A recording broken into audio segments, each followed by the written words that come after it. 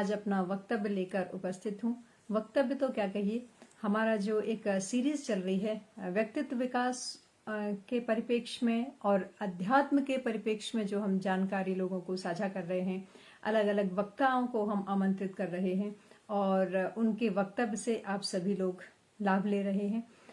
उसी क्रम में, क्योंकि काफी समय हो गया है, आज 80वां एपिसोड है और हमने जैसे जैसे ये कार्यक्रम आगे बढ़ा है तो हमारे कार्यक्रम की जो दिशा है उसे भी परिवर्तित किया है। उसके विषय के साथ में हमने उस दिशा को परिवर्तित किया है।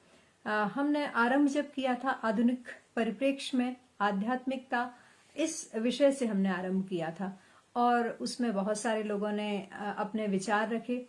आदरणीय राजेंद्र सक्सेना सर के साथ और प्रेक्षा सक्सेना जी, लीना वाजपेयी जी, हम सभी ने मिलके इस कार्यक्रम की योजना बनाई और उस योजना को साकार रूप देने के लिए हर व्यक्ति, हर जो वक्ता आता है वो उसमें अपनी विचारों की आहुति अवश्य देता है और इसी तरह यह कार्यक्रम आगे बढ़ते बढ़ते आज अपने 80 एपिसोड पूरे कर रहा है।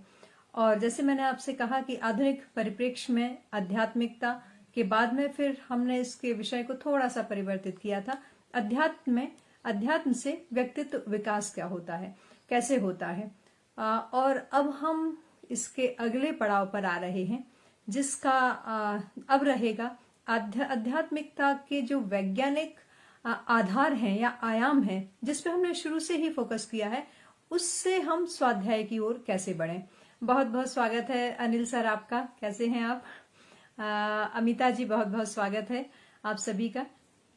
तो क्योंकि हमने जब ये कार्यक्रम आरंभ किया था तब से लेके अब तक हमारा उद्देश्य, हमारा मेन फोकस जो है वो युवा है। युवा पीढ़ी को बहुत सारी जानकारियां नहीं है। हालांकि उसका मुख्य कारण हम यदि बताना चाहें तो उसका मुख्य कारण हम ही हैं, क्योंकि जो इस जनरेशन वाले जो लोग हैं, मेरी जनरेशन वाले लोगों को मैं ज्यादा हाईलाइट करना चाहूंगी, क्योंकि हम उस काबिल नहीं रहे कि हम अपनी अगली पीढ़ी को वो संस्कार आसानी से ट्रांसफर कर सकें जो हमारे माँ बाप ने, हमारे परिवार के जो सभी लोग हैं, उन लोगों ने हमारे अंदर वो जो संस्कार हमें दिए हैं।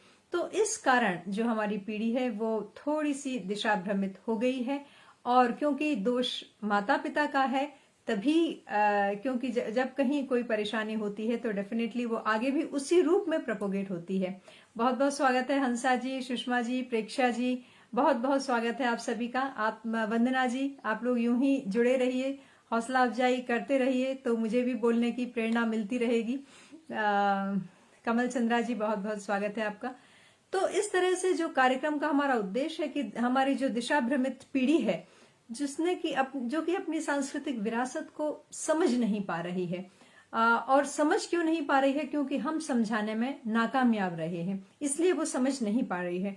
क्योंकि जैसे आप देखें कि हम यदि अपने भाषा की बात करें, हम अपनी भाषा हिंदी को छोड़ के, अपनी भाषा संस्कृत को छोड़ के हम अंग्रेजी के पीछे पड़े हुए हैं। क्यों? क्योंकि हमारे अंदर यही बातें डाल दी गई हैं कि जो ब्रिटिशर्स की एक नीति के तहत, तयशुदा नीति के तहत उन्होंने विकसित की कि धीरे धीरे हमें आध्यात्मिक रूप से, मानसिक रूप से हर तरह से गुलाम बनाना है। तो जब हमारे पास अपनी भाषा ही नहीं रहेगी तो हम उस ज्ञान को, वो जो एक ज्ञान है जो पुस्तक के रूप में हमारे समक्ष उपस्थित तो है, लेकिन हम उस ज्ञान का उपयोग नहीं कर पा रहे हैं, समुचित उपयोग नहीं कर पा रहे हैं, क्योंकि हमें उस आज की पीढ़ी के बारे में हम बात करें तो हम देखते हैं ढंग से हिंदी भी नहीं बोल पाते हैं। हिंदी में भी इतने सारे जो है अशुद्धियां रहती हैं, तो वो बच्चे, क्योंकि उनको ऐसा नहीं लगता कि हिंदी एक महत्वपूर्ण भाषा है। हम हिंदी में बात करते हैं, लेकिन जब सब्जेक्ट को सिलेक्ट करने की बात आती है या किसी भी तरह से मीडियम सिलेक्ट करने की बात आती है तो हम डेफिनेटली हम जाते हैं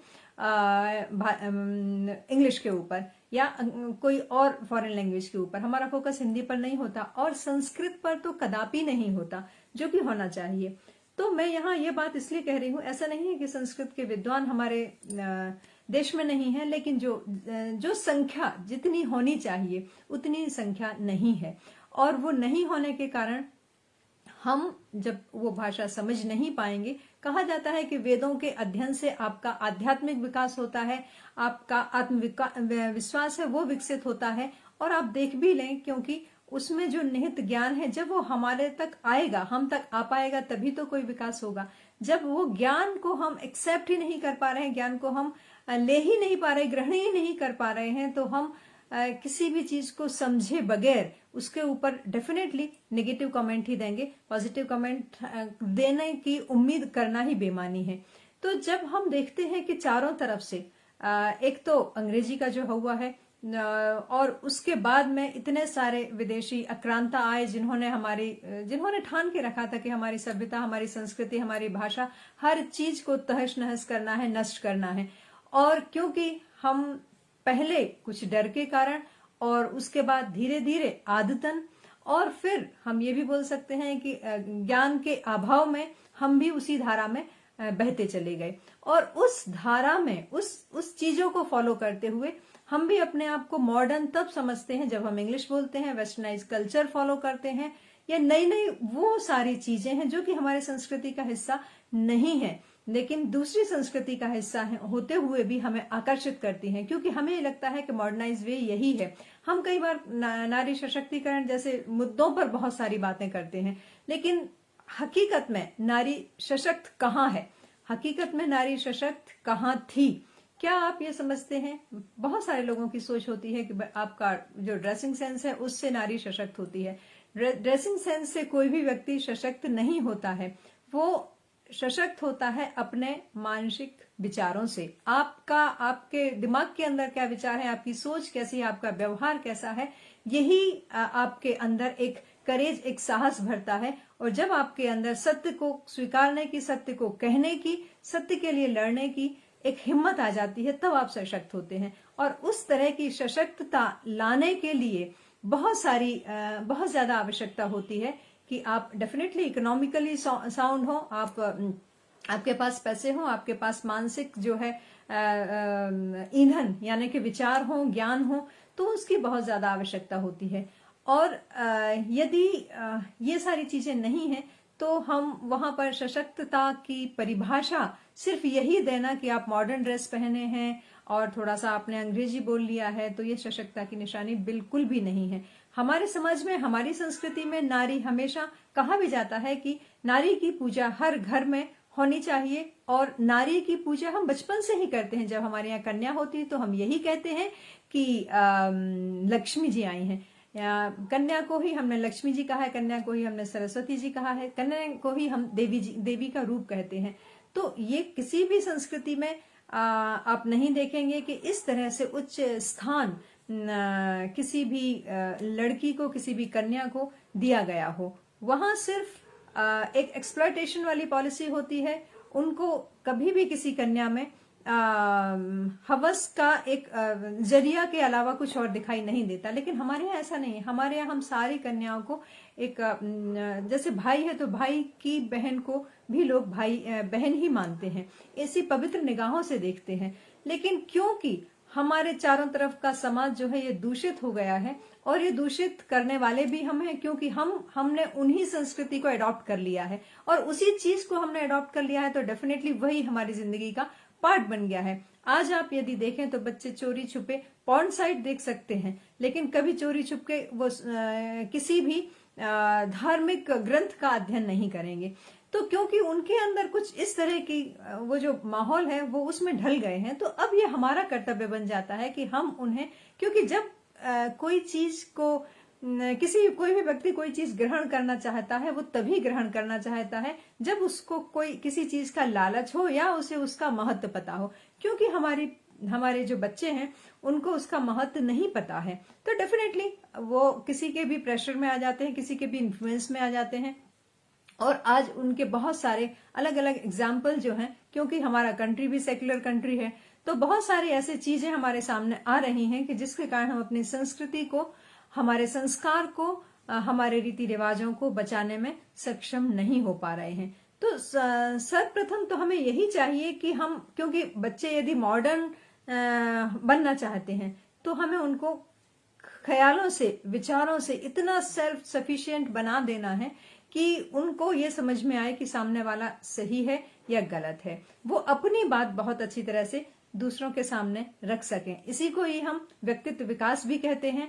और व्यक्तित्व विकास के लिए बहुत ज्यादा आवश्यक होता है कि आपके जो विचार हैं उनकी शुद्धता हो। जब भी विचारों की शुद्धता होती है, या हम अपनी तरफ, अपने बारे में जब सोचना शुरू करते हैं, या अपने विचारों को शुद्ध करके हम जब ईश्वर प्राप्ति की मार्ग पर चलने लगते हैं, वही अध्यात्म होता है। यानी हम अपने कलुषित विचारों को यदि हम हटा दें, तो सीधी सी भाषा में वो अध्यात्म है, वो अध्यात्म का ही हिस्सा है। और क्योंकि हम उसे बड़ा क्लिष्ट भाषा में समझाते हैं, तो बच्चे उससे दूर जाते हैं।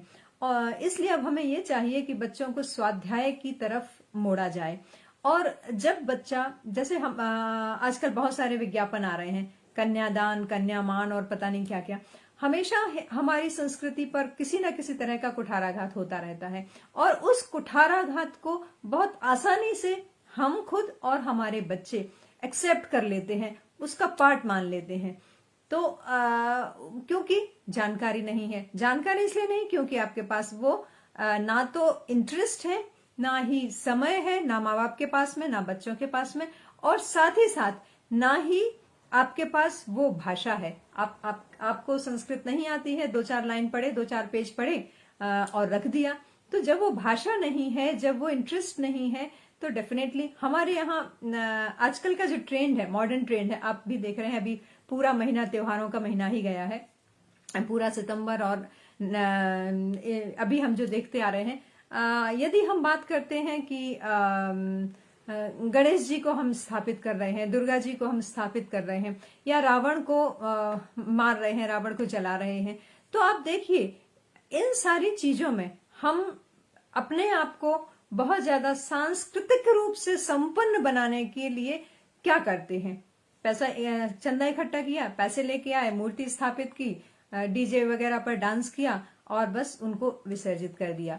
क्या ये आपके सांस्कृतिक, आपके आध्यात्मिक होने की निशानी है? ये बिल्कुल निशानी नहीं है। ये तो हम एक आंख बंद करके एक अंधानुकरण करते हुए लोगों के पीछे चले जा रहे हैं कि भाई आपने कुछ दिन गणेश जी बिठा लिए, कुछ दिन माता जी बिठा ली, और फिर उस रावण को जला दिया, ये मानते हुए कि हम तो राम हैं और हमने रावण को जला दिया।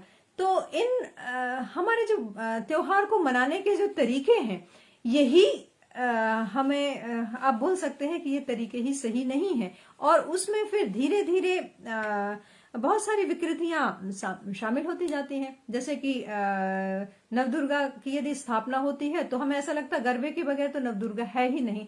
तो क्या हम डांस करके, तो क्या हम डीजे पर डांस करके ही देवी जी की आराधना करें तभी देवी जी खुश होंगी? ऐसा नहीं है, क्योंकि हम वास्तविक अर्थ नहीं जान रहे हैं और हम यही ढकोसलों को अगली पीढ़ी में ट्रांसफर करते जा रहे हैं। और बहुत शौक से, क्योंकि बहुत सारी चीजें जो फिल्म में जैसा सेलिब्रेट होता है उसी तरह से हम भी उनको मनाते जा रहे हैं।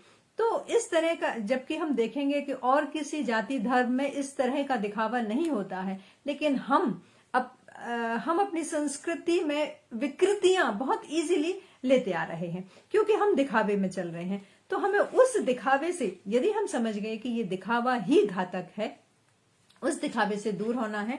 और रेगुलरली डेली बच्चों को ये आदत भी हमें डालना होगी, वो स्वाध्याय करें। स्वाध्याय का फायदा ये होता है कि जब कोई व्यक्ति स्वाध्याय करता है, छोटे बच्चे जब रहते हैं, कुछ पढ़ते हैं, कुछ अच्छा सा पढ़ते हैं, तो क्या होता है कि उनके अंदर वो सोच विकसित होती है। और आप देखेंगे कि जब आपको कोई चीज पता हो तो आप अंधानुकरण नहीं करेंगे। जैसे हम देख लें कि रामायण में ही इतने सारे पात्र हैं, किसी की आए दिन किसी की बुराइयां जो हैं वो चलती रहती है, हम चुपचाप मुंह बंद किए सुनते रहते हैं, क्योंकि हमारे पास उन चीजों को काटने के लिए, हम समझते हैं कि ये गलत है, लेकिन उन चीजों को काटने के लिए समुचित ज्ञान नहीं होता है।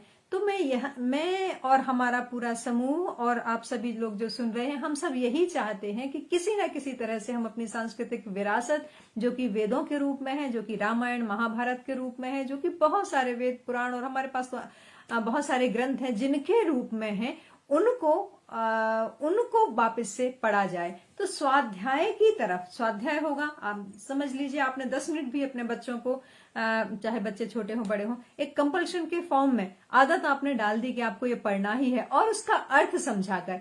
अभी का मैं आपको एक्सपीरियंस शेयर करती हूँ। मैं कोई ज्ञानी तो नहीं हूँ, थोड़ा बहुत ही जानती हूँ। अभी एक ऐसा बच्चा मेरे टच में आया जिसको कि हिंदी नहीं आती थी, लेकिन उसे हनुमान चालीसा जो है वो समझना था। तो हनुमान चालीसा उसे इंग्लिश में समझना था, क्योंकि उसको इंग्लिश ही आती है, लेकिन उसने याद कर लिया था। जब उसको उस पूरे हनुमान चालीसा की एक एक दोहा चौपाई सबकी जो जब बहुत अच्छी तरह से उसको एक्सप्लेन किया गया, तो मैंने हनुमान चालीसा का कई बार पाठ किया है, लेकिन उस एक्सप्लेनेशन के कारण मुझे खुद उसमें जितना अर्थ मैं, आप समझ लीजिए कि यदि मैं 5% अर्थ जानती थी, तो 95% अर्थ अब जान पाई हूं। इट मीन्स कि हम ये नहीं समझें कि हमें सब कुछ आता है, हम बहुत ज्ञानी हैं। एक एक चीज को आप द्वारा से समझने की कोशिश करें और बच्चों में ये आदत डालें कि बच्चों में आप ही बच्चों को समझाना शुरू कर दीजिए, बताना शुरू कर दीजिए। आपको जिस तरह से जो चीज आती है उसके अलावा कुछ और नया पढ़िए। तो जब हम स्वाध्याय की ओर बढ़ते हैं तो बहुत सारी ऐसी चीजें हैं, बहुत सारी ऐसी समस्याएं हैं जिनका समाधान स्वतः ही हो जाता है, क्योंकि आप भी अध्ययन कर रहे हैं और बच्चों को भी अध्ययन करने के लिए प्रेरित कर रहे हैं, ताकि वो गलत चीज को एडॉप्ट ना करें। अभी जैसे मैंने आपसे कहा कि हम बात करते हैं गणेश विसर्जन की, तो अब मैं कुछ ऐसी भ्रांतियों के बारे में बातें करने जा रही हूँ, क्योंकि मेरा जो टॉपिक है या जो हमारा उद्देश्य है, वैज्ञानिकता, मजबूरी में हमें ये उद्देश्य रखना पड़ रहा है, क्योंकि आप सभी जानते हैं एक अध्यात्म और वैज्ञानिकता दो, यदि हम दोनों में तुलना करें तो वैज्ञानिकता कहीं नहीं ठहरती अध्यात्म के सामने। लेकिन हमारी ये मजबूरी है कि हर व्यक्ति वैज्ञानिकता को इतना बड़ा हाइप कर दिया है, इतना ज्यादा उसको महत्वपूर्ण बना दिया गया है कि हम वैज्ञानिकता और आध्यात्मिकता में हमें लगता है यदि ये प्रूव किया गया है, यदि ये सिद्ध हो गया है, और वो भी वेस्टर्न कंट्री के द्वारा सिद्ध हो गया है, तब हमें इसको फॉलो करना है। आपके पास बहुत विकसित रूप में वो चीज रखी हुई है, लेकिन हम उसको नहीं एक्सेप्ट करेंगे। तो इसलिए ये हमारी मजबूरी है, क्योंकि हम युवा पीढ़ी को लेके चल रहे हैं, उनकी मानसिकता से ही हमें आगे बढ़ना है। तो उनको हर चीज में वैज्ञानिक तथ्य चाहिए। उन वैज्ञानिक तथ्य को ध्यान में रखते हुए हमें भी ये ज्ञान होने की बहुत आवश्यकता है कि हर चीज का हम भी वैज्ञानिक तथ्य दे सकें। तो अब मैं यही चाहती इस सीरीज में अब आगे जो भी लेक्चर हो, तो आप अपना एक पॉइंट लीजिए, एक पहलू लीजिए और उसको वैज्ञानिकता की कसौटी पर कसकर प्रस्तुत कीजिए, ताकि हम ये कह सकें बच्चों से कि नहीं, ये सही है, किस लिए ये सही है, किस लिए ये गलत है। तो क्योंकि मैं अभी गणेश जी की बात कर रही थी, तो जो वो कहानी है, जो प्रचलित कहानी जो हमने पढ़ी है कि गणेश जी ने, जब वेदव्यास जी ने उनसे लिखने को कहा, तो गणेश जी की स्पीड बहुत तेजी से वो लिख रहे थे, और वो सब पात्रों के बारे में लिख रहे थे, और एक उनके अंदर एक ऊर्जा जो है वो पैदा हो रही थी। तो डेफिनेटली वो जो ऊर्जा है वो इतनी ज्यादा हो गई कि वो बहुत, उनका जो ताप है वो बहुत ज्यादा बढ़ गया। तो उस ताप को कम करने के लिए, उनके शरीर के उस ताप को कम करने के लिए ये बहुत आवश्यक हो गया कि उनको नहलाया जाए, उन पर जल में वो स्नान करें। तो वहां से ये परंपरा आई कि लेकिन हम जब भगवान की पूजा करते हैं, क्या हम इतने योग्य हैं, क्या हम वेद व्यास हैं कि हम वो प्लास्टर ऑफ पेरिस की जो मूर्ति हम बनाते हैं, और वो भी इतनी बड़े साइज की बनाते हैं, उसका टेम्परेचर इतना बड़ा हम कर सकने के योग्य हो जाते हैं कि हमें उसको विसर्जित करने की आवश्यकता होगी। क्योंकि यदि हम अपने जो हमारे ग्रंथ हैं उनको माने, तो गणेश जी गोबर के ही बनते हैं, और क्योंकि गोबर की चीजों में इतने टेम्परेचर को सहन करने की क्षमता होती है, और वो भी 1 अंगुल से बड़े नहीं बनते। और हम इतनी विशालकाय मूर्तियां बनाते हैं, प्लास्टर ऑफ पेरिस की बनाते हैं, मिट्टी की बनाते हैं, और अलग अलग चीजों की बनाते हैं, इतने सारे एक्सपेरिमेंट उनको बनाने में करते हैं, और फाइनली उनको इतनी बेरहमी से उन मूर्तियों को बहाते हैं।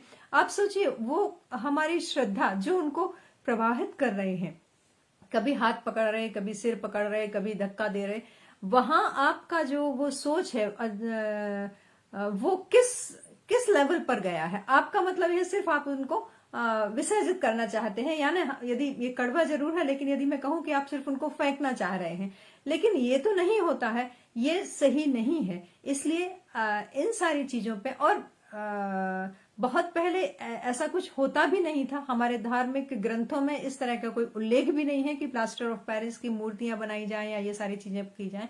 तो इन चीजों का हमें डेफिनेटली अपोज करना चाहिए। अपोज इन द सेंस इसलिए क्योंकि ये सही नहीं है, क्योंकि ये हमें जो हमारा उद्देश्य है उसकी प्राप्ति इनसे हमारे लिए नहीं हो रही है, बल्कि वहां पर डीजे चल रहे हैं, लोग ड्रिंक कर रहे हैं, और पता नहीं बहुत सारी ऐसी चीजें हो रही हैं जिनको हम कह नहीं सकते हैं। तो हमने अभी यही बात जो अभी गणेश जी के बारे में जो मैंने आपसे कहा है, यही बात देवी जी के लिए भी हम जानते हैं, ऐसा ही होता है ना। तो अब यहाँ मैंने जिक्र किया गोबर का।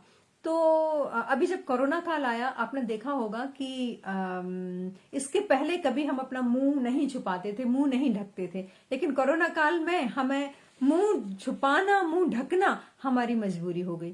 तो क्योंकि हमें अपने आप को प्रोटेक्ट करना है, तो ऑब्वियसली हमें मास्क पहनना पड़ेगा। ऐसे ही पर्दा प्रथा हमारे यहाँ नहीं थी। पर्दा प्रथा कभी भी पर्दों में अपने बच्चों को नहीं रखा जाता था। मैंने तो यहां तक सुना है कि यदि पर्दा होता था तो जेंट्स खुद अपनी आंखें बंद कर लेते थे जहां उसकी आवश्यकता होती थी, लेकिन लेडीज को, महिलाओं को, देवियों को कभी पर्दे में नहीं रखा जाता था। ये तो फिर से वही विदेशी आक्रांता आए, और उनकी वो बड़े दुष्चरित्र थे, और उनकी खराब मानसिकता के कारण भारत की महिलाओं को पर्दे में रखने की परंपरा चल पड़ी। तो इस तरह से बहुत सारी चीजें हैं कि जो हमें ये बताती हैं कि हम पहले से ही एडवांस रहे हैं, पहले से ही मॉडर्न रहे हैं। यदि हम कहते हैं कि ये सामाजिक बुराइयां हैं, तो ऑब्वियसली वो धीरे धीरे आ जाती हैं, लेकिन आ जाती हैं, आ जाने के साथ ही साथ हमें उनको रेक्टिफाई भी करना है, दूर भी करना है, उनसे हमें उभरना भी होता है।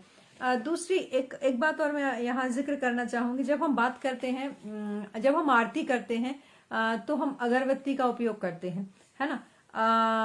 आपने देखा होगा कि जब हवन सामग्री या किसी भी तरह से जब हम जब लकड़ी का कोई यूज होता है, तो किसी भी लकड़ी का उपयोग करते हैं, लेकिन बांस की लकड़ी स्पेशली हमारे ग्रंथों में लिखा है कि बांस की लकड़ी को जलाना अशुभ है, वर्जित है। ये अलग बात है कि जब बच्चे का जन्म होता है तो वो जो नाल है वो बांस के वृक्ष के वहां ही गाड़ी जाती है, और इवन जब डेथ होती है तो जो वो शव को जो कैरी किया जाता है वो बांस की लकड़ी पर ही किया जाता है।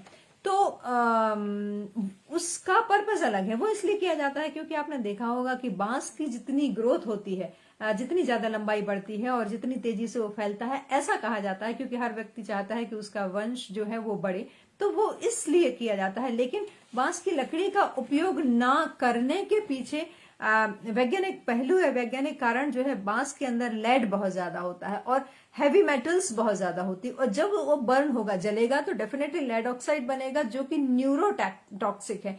न्यूरोटॉक्सिक मतलब आपके दिमाग में, आपके ब्रेन में, आपके मस्तिष्क पर ये नकारात्मक प्रभाव डालता है, और ये भी हो सकता है कि आपकी मृत्यु भी हो सकती है। इसलिए ऐसा कहा गया कि भाई ये अशुभ है या ये है, तो इट मीन्स इसका एक वैज्ञानिक कारण है कि बांस की लकड़ी हम क्यों नहीं जलाते। लेकिन उसके विपरीत आजकल हम देखते हैं अगरबत्ती में वो बांस की लकड़ी ही होती है, और वो हम बहुत शौक से, सुविधा अनुसार हम उसको जला रहे हैं। तो वो भी हमारे लिए, क्योंकि जो अगरबत्ती होती है उसमें भी फैटलिक एसिड जो है वो होता है, और उसका ईस्टर बन जाता है। अगेन वो भी एक न्यूरोटॉक्सिक के साथ में हेप्टोटॉक्सिक भी है, यानी वो लिवर को भी डैमेज करता है और ब्रेन को तो डैमेज करता ही है। इसलिए हमें चाहिए कि हम अगरबत्ती ना जलाएं। इसकी जगह यदि हम धूप बत्ती जलाते हैं तो धूप बत्ती से निकलने वाला जो धुआं है वो हवा में जो विषाणु है उनको मारता है। तो क्यों ना हम अगरबत्ती की जगह धूप बत्ती जलाएं। लोबान को भी जला सकते हैं। लोबान से तो इवन बहुत सारी बीमारियों को ठीक किया जाता था पहले। टीबी जो है, दमा है, पुरानी खांसी है, लोबान से जो है, लोबान की गंध से, लोबान के धुएं से ठीक किए जाते हैं। तो हम वो चीजें देखें कि कौन सी चीज हमारे लिए अच्छी है, उसका क्या रीजन है और उसको क्यों हमें फॉलो करना चाहिए। गोबर और गौमूत्र के बारे में इतनी सारे मिसकंसेप्शन हैं। लोग कहते हैं कि भाई कोई यूरिन भी पीता है, कोई ये कहने को गोबर है लेकिन लोग तो उसे पॉटी ही कहेंगे कि वो भी कोई खाता है। लेकिन जब इसका भी साइंटिस्ट लोगों ने इसका एनालिसिस किया तो आपको आश्चर्य होगा कि जब हम बात करते हैं रेडिएशन की, जो हम बात करते हैं, तो कोई भी एलिमेंट दुनिया में ऐसा नहीं है जो उन रेडियो एक्टिव रेज को काट सके। लेकिन गोबर के अंदर ऐसे एलिमेंट होते हैं जो कि उस रेडियो एक्टिव रेज को काट देते हैं, कम कर देते हैं। यानी यदि आपने जब रेडियो एक्टिव रेज का मतलब यह है कि जब कहीं बॉम्ब ब्लास्ट होता है, तो बॉम्ब ब्लास्ट होता है, उससे जो रेज निकलती है, हम बोलते हैं मोबाइल के पास नहीं जाओ, रेज निकल रही हैं, बहुत सारे ऐसे जो चीजें हैं, तो उनसे जो रेज निकलती हैं, उन रेज को, उन किरणों को यदि हम 7-8 फीट मोटी कंक्रीट की दीवार बनाएं, उस मोटी कंक्रीट की दीवार जो है, उस मोटी कंक्रीट की दीवार जितना रोक पाती है, उतनी सिर्फ एक गोबर की लेयर उस रेडियो एक्टिव एलिमेंट को, ये साइंस से प्रूव है ना, विज्ञान में वैज्ञानिकों द्वारा ये सिद्ध है कि वो गोबर की वो पतली लेयर उस 7-8 फीट मोटी कंक्रीट की दीवार के बराबर शक्ति रखती है यदि रेडियो एक्टिव रेज को हम रोकने की बात करें। तो आपने देखा होगा पुराने जमाने में जो मकान की जो लिपाई पुताई होती थी वो गोबर से होती थी, क्योंकि वो जो रेज है, हार्मफुल रेज है, जैसे हम अभी बोल रहे हैं ग्लोबल वार्मिंग हो रही है, ओजोन परत जो है वो कट गई है, तो वहां से जो हार्मफुल रेज, रेडिएशंस जो आ रहे हैं, तो वो रेडिएशंस आने से कैंसर, स्किन का कैंसर बहुत ज्यादा हो रहा है। तो इस तरह से गोबर के अंदर आप सोचिए कितनी कैपेसिटी है, लेकिन लोगों को कहने को ये रहता है कि गोबर भी कोई यूज करने वाली चीज है। तो हमें वो चीज समझनी होगी कि गोबर भी हर कोई गोबर नहीं, सिर्फ गाय का गोबर, वो भी कहा जाता है कि भारतीय जो हमारी देशी गाय हैं उनका गोबर बहुत अच्छा होता है। और ऐसा ही कहा जाता है, देखो गाय के दूध की तो कोई पैरेलल में कोई कंपटीशन ही नहीं है कि गाय का दूध जो है उसमें विटामिन ए होता है और भी बहुत सारे विटामिन होते हैं, लेकिन कंडीशन ये है कि वो जैसे आजकल की उसमें ऑक्सीटोसिन का इंजेक्शन लगा के दूध निकाला जा रहा है, गायों को एक्सप्लॉइट किया जा रहा है, गायों को इतना ज्यादा पौष्टिक खाना नहीं दिया जा रहा है। तो डेफिनेटली यदि बहुत सारी चीजें इस तरह से की जा रही हैं तो वो हार्मफुल इफेक्ट क्रिएट करेंगी। हम उस सिचुएशन में बात कर रहे हैं जब उसको अच्छा भोजन दिया जा रहा है, और क्योंकि उसको अच्छा भोजन दिया जा रहा है, नेचुरल वे में उसका दूध हमें मिल रहा है, इंजेक्शन लगाने के बाद नहीं। तो इस तरह से जो गाय का दूध है उसे अच्छा माना गया है।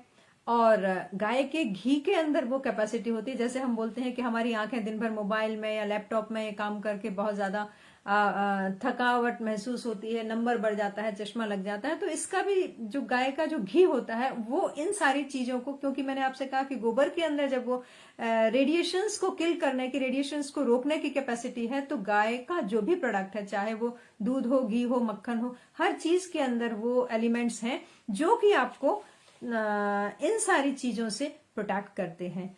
तो ये हम जानते हैं, लेकिन मोटे ना हो जाए, ये ना हो जाए, वो ना हो जाए, ये सोच के ना तो हम उपयोग कर रहे हैं, ना ही बच्चों को उसका महत्व समझा रहे हैं, और ना ही उन्हें फोर्सफुली हम उपयोग करने की सलाह दे रहे हैं। एक बात और मैं कहना चाहूंगी साथ ही साथ, जब हम बात करते हैं शिवलिंग की, शिवलिंग में ये भी अगेन वैज्ञानिकों ने इसको भी प्रूव किया है कि हमारे यहाँ जो 12 ज्योतिर्लिंग हैं, हर ज्योतिर्लिंग जहां भी, जो स्थान जहां पर ज्योतिर्लिंग बना हुआ है, वो जो शिवलिंग है, शिवलिंग के अंदर जो न्यूक्लियर रिएक्टर के बराबर एनर्जी होती है। न्यूक्लियर रिएक्टर आप जानते हैं कितनी मुश्किल से बन पाता है, और न्यूक्लियर रिएक्टर को बनाने के लिए या उससे जो एनर्जी है वो लाने के लिए हमें यूरेनियम की आवश्यकता होती है, और यूरेनियम कितना महंगा है, हर कंट्री में तो वो मिलता भी नहीं है, बहुत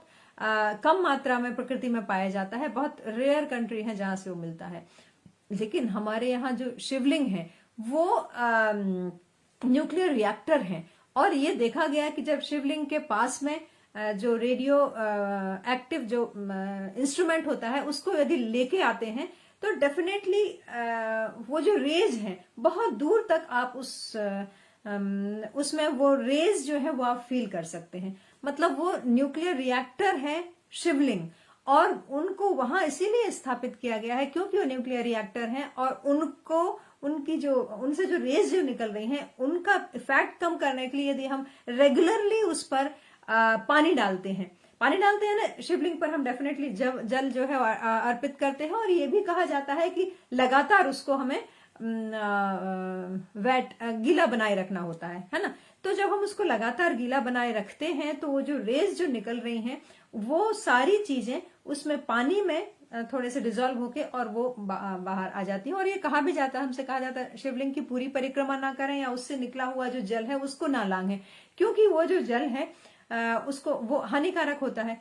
तो इसलिए आप सोचिए कि ऐसी जगह को एक नेचुरल वे में उसको हमने उसका एक सोल्यूशन निकाल लिया कि वहां शिवलिंग बना दिए और शिवलिंग बना के वहां जल चढ़ाया जा रहा है। और यहाँ जितनी भी चीजें आपने देखा होगा शिवलिंग पर अर्पित की जाती, चाहे वो बिल पत्र हो, आख हो, धतूरा हो या गुड़हल हो, ये सब न्यूक्लियर एनर्जी को सोखने वाली चीजें होती हैं। तो वो जो एनर्जी निकलती है, वो जो न्यूक्लियर रिएक्टर से जो सारी एनर्जी निकल रही है, वो ये सारी चीजें उसको सोख लेती हैं, एब्जॉर्ब कर लेती हैं, ताकि वो हानिकारक किरणें यदि हैं वहां तो वो हम तक ना आ पाए। और न्यूक्लियर रिएक्टर से एक्चुअली क्या होता है, जैसे आपने सुना होगा बॉम्ब ब्लास्ट जब होता है, हाइड्रोजन बॉम्ब जो है उसमें जो कुछ रिएक्शन होती है उसमें उसकी रिएक्शन और न्यूक्लियर रिएक्टर की रिएक्शन तकरीबन से एक जैसी होती है। सिर्फ ये है कि मतलब किसी चीज में वो ज्वाइन होता है, किसी चीज में वो विखंडित होता है। तो न्यूक्लियर रिएक्टर में जो ये चीज होती है बॉम्ब ब्लास्ट बराबर ही तेजी से होती है, लेकिन इसमें वो स्टेप बाय स्टेप कम कर दिया जाता है ताकि उस एनर्जी से हम दूसरी एनर्जी बनाए। तो हमारे यहाँ जो न्यूक्लियर रिएक्टर्स हैं वहां से हमको इलेक्ट्रिक एनर्जी मिलती है, वहां से बहुत सारी एनर्जी में हम कन्वर्ट कर सकते हैं। तो आप सोचिए हमारे पास नेचुरल वे में न्यूक्लियर रिएक्टर्स हैं, शिवलिंग के फॉर्म में हमारे पास कितनी सारी एनर्जी है, और उस एनर्जी को हम कितनी आसानी से किसी दूसरे अच्छे एनर्जी में कन्वर्ट कर सकते हैं, कंस्ट्रक्टिव वर्क में हम कन्वर्ट कर सकते हैं और उसका हम उपयोग कर सकते हैं। लेकिन आए दिन आप सुनते होंगे दूध को बर्बाद कर रहे हैं, पानी को बर्बाद कर रहे हैं, इस तरह की बातें जो है वो की जाती हैं। तो उनको उनके ऊपर, शिवलिंग के ऊपर जल अर्पित करने का, दूध अर्पित करने का एक पर्टिकुलर रीजन होता है, इसीलिए वो किया जाता है। तो हमें ये सारी बातें जानने की बहुत ज्यादा आवश्यकता है। एक एग्जांपल और दूंगी क्योंकि टाइम काफी हो गया है। जब हम बात करते हैं ओम की, ओमकार की, तो आपने देखा होगा कि ओमकार में ये कहा जाता है कि सारी जो दुनिया है वो एनर्जी से बनी है। एनर्जी किसी भी फॉर्म में हो सकती है, चाहे वो साउंड एनर्जी हो, लाइट एनर्जी हो, किसी भी फॉर्म में हो सकती है। तो ओमकार जो ध्वनि है ये ब्रह्म का नाद है। पूरे ब्रह्मांड में यदि कोई एक ध्वनि जो होती है, यदि कोई एक एनर्जी होती है जो ध्वनि के रूप में है, तो वो ओम है। और ओम हमारे लिए, क्योंकि अगेन हमारी पुस्तकों में लिखा है, हमारे धार्मिक ग्रंथों में लिखा है, हमें ये बार बार कहा जाता है, हम मंत्रों के रूप में हमारे पास बहुत सारी अच्छी जानकारी उपलब्ध है। तो हमसे ये कहा जाता है कि आप ओम को उच्चारित कीजिए, ओम कहिए। लेकिन हमें ऐसा लगता है कि हमारे पास इतना समय नहीं है कि हम ओम को उच्चारित करें, ये तो हमारे लिए यूजलेस सा काम लगता है। लेकिन जे मॉर्गन ने, जो अमेरिका के साइंटिस्ट है, उन्होंने एक एक्सपेरिमेंट किया जिसमें 2500 मेल और 200 फीमेल को लिया था, और वो सब मस्तिष्क और हृदय की ऐसी बीमारियों से पीड़ित थे जिसको क्योर करना संभव नहीं था, मतलब वो अपनी अंतिम स्टेज पर थे।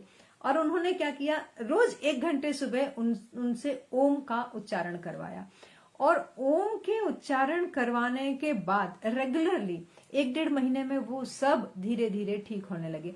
तो आप सोचिए कि इसके अंदर खुद सेल्फ हीलिंग कैपेसिटी है, क्योंकि उस ओम के उच्चारण से हमारे शरीर के अंदर हमें ऐसी एनर्जी मिल रही है जो कि हमारे मस्तिष्क को, जो कि हमारे हृदय को, जो हमारे डिफरेंट वाइटल ऑर्गन्स हैं उनको पुष्ट कर रही है।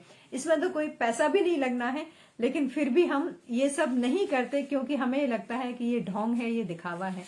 तो यही मेरा कुछ एग्जांपल्स जो मैंने आपको दिए, क्योंकि समय की कमी है। बहुत सारे जो है उदाहरण तो बहुत सारे हैं, तो मैं यही चाहती हूँ कि आप भी इस तरह के उदाहरणों को लेकर आएं जो कि हमारे चारों तरफ ये जानकारी फैली हुई है, और हम उसका जो वैज्ञानिक पक्ष है, वैज्ञानिक पहलू लोगों के सामने, बच्चों के सामने रखें, ताकि वो भी ये मानने के लिए तैयार हो जाएं कि हाँ, ये झूठ नहीं है। मतलब जो हमारी जो संस्कृति है, हमारी सांस्कृतिक विरासत है, जो हमारे पास ग्रंथ हैं, उनके अंदर जो कुछ लिखा हुआ है ये सब काल्पनिक नहीं है, ये वास्तविक है। और इसको मानना, इसके नियम को फॉलो करने से हमारा ही भला होने वाला है। और बजाय इसके कि हम दिशा भ्रमित होकर आंख बंद कर कर किसी के भी पीछे चल पड़े, ये बहुत आवश्यक है कि हम उसका उस चीज का एनालिसिस करें। और ये संभव है स्वाध्याय से। या तो आप दूसरों के लेक्चर सुन सकते हैं या फिर स्वाध्याय करें। तो स्वाध्याय की तरफ आप अपने बच्चों को, अपने स्टूडेंट्स को, अपने मित्रों को और खुद को भी प्रेरित कीजिए। एक नियम बना लीजिए कि रोज आपको स्वाध्याय करना है। और आप सभी को मैं आमंत्रित करती हूँ इसी तरह की एक नई रोचक जानकारी लेकर आप आए, जिससे हम अपने जीवन में कुछ तो जो हमने बहुत सारी चीजें बिगाड़ के रखी है उसको सेटल कर सकें। और क्योंकि ये हमारा दायित्व भी है, हमारी जिम्मेदारी भी है, हमारी पीढ़ी को दिशा देने की, दिशा निर्देशित करने की हम सभी की जिम्मेदारी है।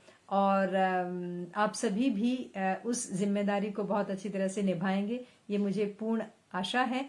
और आप सभी का सहयोग मिलता रहेगा, ये भी मुझे पूर्ण विश्वास है। और आप जितने भी लोग यहाँ जुड़े हैं, मैं क्योंकि बोल रही थी तो उस समय ध्यान नहीं रहा। संध्या शुक्ला जी, बहुत बहुत शुक्रिया आपका। जया जी, बहुत बहुत शुक्रिया आपका। अर्चना खरे जी, राजीव खरे सर, बहुत बहुत शुक्रिया सर आपका। अनिल सर, आपका तो मार्गदर्शन और आपका आशीर्वाद तो हमारे लिए हमारी एक बहुत अच्छी पूंजी है। आपका मार्गदर्शन और आशीर्वाद हमेशा मिलता रहे, ये बहुत आवश्यक है। और भी जो लोग यहाँ सुन रहे हैं या बाद में जो लोग सुनेंगे, तो इसको आप जरूर ट्रांसफर कीजिए और कोशिश कीजिए कि इस तरह की जहां भी आपको जानकारी मिले, क्योंकि हर चीज की बहुत सारी जानकारी है और बहुत सारी संस्थाएं इस दिशा में काम भी कर रही हैं। जैसे अभी मुझे 2-3 बुक मिली थी, ये एक सर आए थे, वो देके गए थे, तो उसमें बहुत सारी ऐसी जानकारियां हैं। तो आपको जहां भी इस तरह की जानकारी मिलती है उसको आप एकत्रित कीजिए और पटल पर प्रस्तुत कीजिए, दूसरों के सामने रखिए, क्योंकि ज्ञान उस पूंजी के समान है कि हम जितना बांटें उतना ही बढ़ता जाता है, ये कम नहीं होता है। तो इसी आशा के साथ में हम अपने इस सेशन को एंड करते हैं। और कमल चंद्रा जी, बहुत बहुत शुक्रिया आपका। आप सभी ने बहुत अच्छे अच्छे कमेंट्स बीच में किए हैं। मधुलिका जी, आप भी सुन रही हैं, बहुत बहुत शुक्रिया। अभी आराम से मैं आप सभी के कमेंट्स पढ़ूंगी और उनको रिप्लाई करूंगी। और आप सभी ने सुना और कमेंट किए, इसीलिए मेरा हौसला बढ़ता गया और मैंने बहुत सारी कुछ बातें जो हैं मेरे मन में आई वो आप सभी के समक्ष रखने की कोशिश की। और अब मैं आप सभी से विदा लेती हूँ। बहुत बहुत शुक्रिया आपका। यूं ही साथ बनाए रखिएगा। नमस्कार।